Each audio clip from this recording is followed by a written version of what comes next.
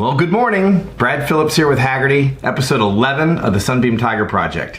Where are we? We've got wires on, got these handy little labels that MSD gives you, which was really cool. And I think I got them on right. Man, this is a tight engine compartment. If you've ever worked on a Tiger before, or really any car where it's just knuckle busting to get to either side of the engine, you'll know how hard and frustrating this can be, especially if it's 90 degrees and up in your garage. So I think I've got it ready. Last night I put a gallon of the Evans coolant in it and let it sit. I put a pan under the front of the car. No drips, so at least nothing out of the radiator and maybe the bottom of the system. And now I'm gonna add the other, probably takes another four quarts or 4 gallons or something. And I'll put the other coolant in, tighten that up. I need to add gear oil while it's up in the air because the car is back up in the air again. And then I probably ought to just go ahead and bleed the brakes because I did have the front subframe off and had disconnected one of the brake lines. So that ought to be pretty easy. I've got fluid in the system, but it does need to be bled through. And, oh man, am I ready to fire it? I feel like I'm ready to fire it. Everything else should be ready. So that's what I'm working on this week, and hopefully we get there. Okay, thanks for hanging in there. Well, I just had a good lesson in the mix of aftermarket versus stock original parts, and I should have known better. So yesterday, I started filling the system up with the coolant, and I got to about the point where the thermostat housing was, and it was a major leak. Tightened it up as best I could, no go, still leaking like crazy. So I was able to drain the coolant back out into a big pan and save it, no big deal. Took it all apart, and what I found was really interesting. You really have to pay attention to, on old small block Fords, where the recess is for the thermostat, where it centers. On the stock 260 motor, the recess, I guess, is actually in the thermostat housing, and it mates to the flat manifold.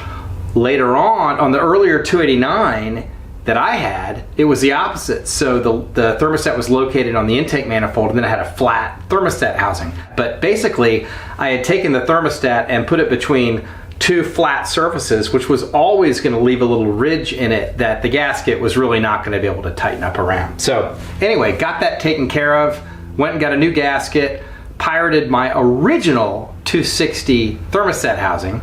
So in a kind of a homage to the original motor, I cleaned it up really good, but I did leave a little hint of that original blue on it and bolted it on the motor. It's all cinched back up. I refilled with coolant again and let it sit, and empty, all good. And I can flashlight around, and where it was gushing before, obviously it's just fine. So now I am ready to pull wheels because I've lost a day, and it's time to get these back off so I can bleed the brakes.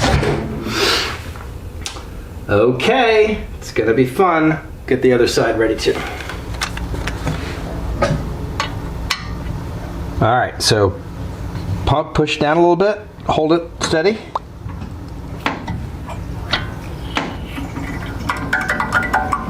Bubbles! All right, you ready to do that one more time? Mm-hmm. Hold it.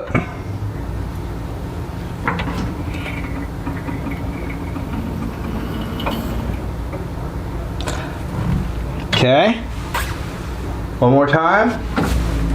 Holding firm.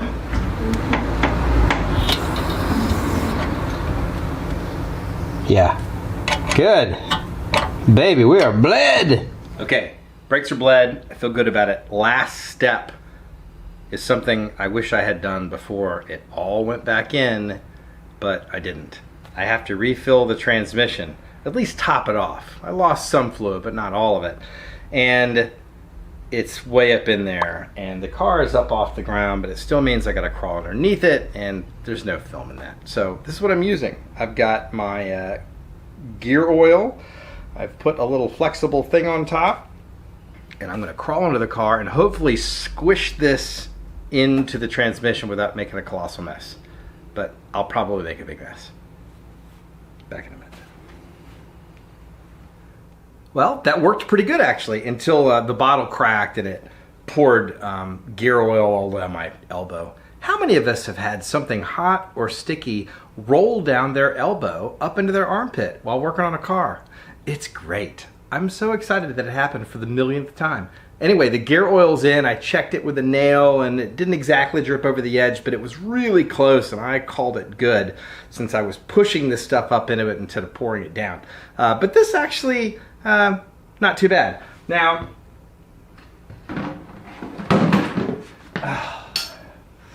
it doesn't sit up. I'm just going to continue to hold it.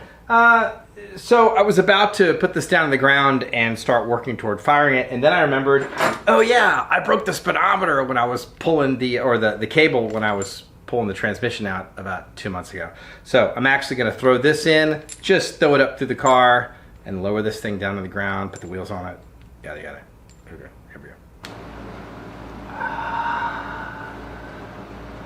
That's what I had to get out of the transmission. It did not come easy. So, new speedometer cable. Got to put the gear on it. It's got a little circlip. Then I go back under. It's 94 degrees in here again. And it's nighttime. This isn't timestamp, but it's like 10 o'clock at night. Well, that only took an hour or so. Yeah, so I think like in episode 1 or 2, whenever I was pulling the transmission out, so I broke the speedometer cable because I forgot to disengage it. Well, that was the whole problem. And getting up in there to remove this piece was a problem. Getting the rest of the speedometer wasn't that big of a deal. But to snake up in there and screw the little retainer in, put it this way, this is a job that should have been snaked in while the engine was going in. This was a problem. I had to end up making an extension about that long to go through 2 different pieces of the body of the car to reach the bolt and do it no eyes. That was something. This car is filled with little tricks like that. Again, if you don't think about this like a puzzle, you're gonna lose. This is a hard car to work on like this. Okay, but I think for the 50th time, it's about ready to fire. All right, it's the light of a new day. And this is the day that I'm finally wearing my Lucky Tiger shirt. We actually had a friend and client and viewer, Richard from Florida. Thanks for the Tiger King shirt. I love it. And I think it's gonna give me just the luck I need. I've got the battery connected. Let's see what happens. First check is when I turn the key, does the fuel pump come on and does it move fuel to the carburetor?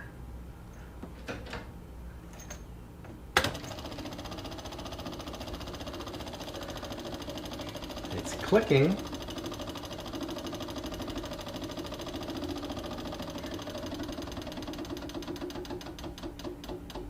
When it quiets down, that means it's against the needle and seat. And I've got fuel all the way in the filter. Oh boy, okay. First check, good. Hey, and nothing's smoking, perfect. Okay, and that's exactly why we do little tests in between, because I had a little fuel leak here. I actually had to move that fitting down before, so that's all cinched up. And we'll give it one more little pressure test before it's all running and make sure everything's good. It is no longer dripping, and it's not dripping anywhere else. No. Yep. No drips. So it's got pressure. Now, the choke is a manual choke on this carb. I'm going to leave it wide open. Again, it's 90 degrees in my garage. I hardly think it's going to need a lot of choke, and I think I can work with it a little bit. Oh boy. Okay.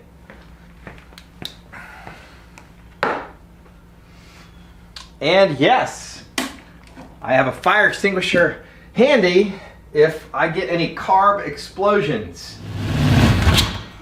And I've got this ready to advance a little bit if I need to. Oh boy. Let's see. Neutral. Clutch.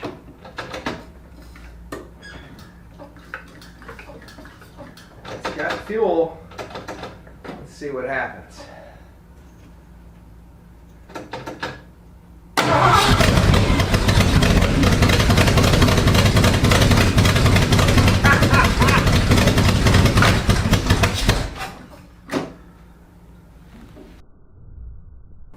It fired to life first crank of the key. And man, this thing sounds mean. And it either sounds mean because the exhaust system is barely connected, or this sucker is way different than the other motor.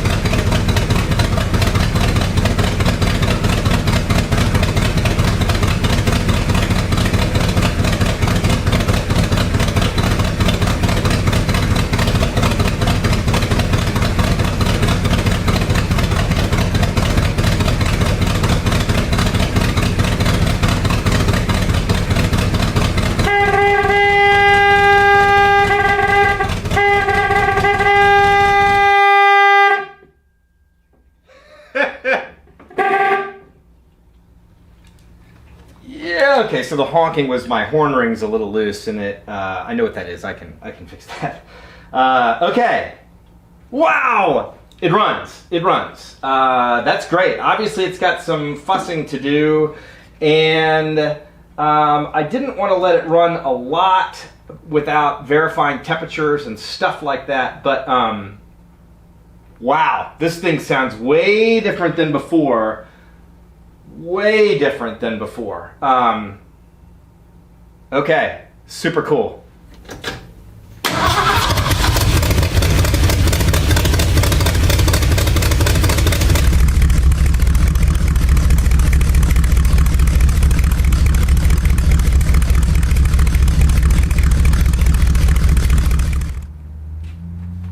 It's running. You guys have heard it, you've seen it, and now we'll deal with the aftermath of firing it up. I've only gotten it up to about 170 degrees, oil pressures at about 60 pounds, which is great, and I've got a ripping oil leak from the passenger side valve cover down onto the manifolds. So that's a bear to deal with the engine in the car, so we're gonna let it all cool down and then see what needs to happen. Okay, till next week, but now it's the fine tuning, and I'm so stoked it runs. Obviously, it's gonna have to fool with the timing a little bit, but getting it to run, first crank of the key, That is just awesome. So thanks so much for hanging in, and we'll see you next week. Bye.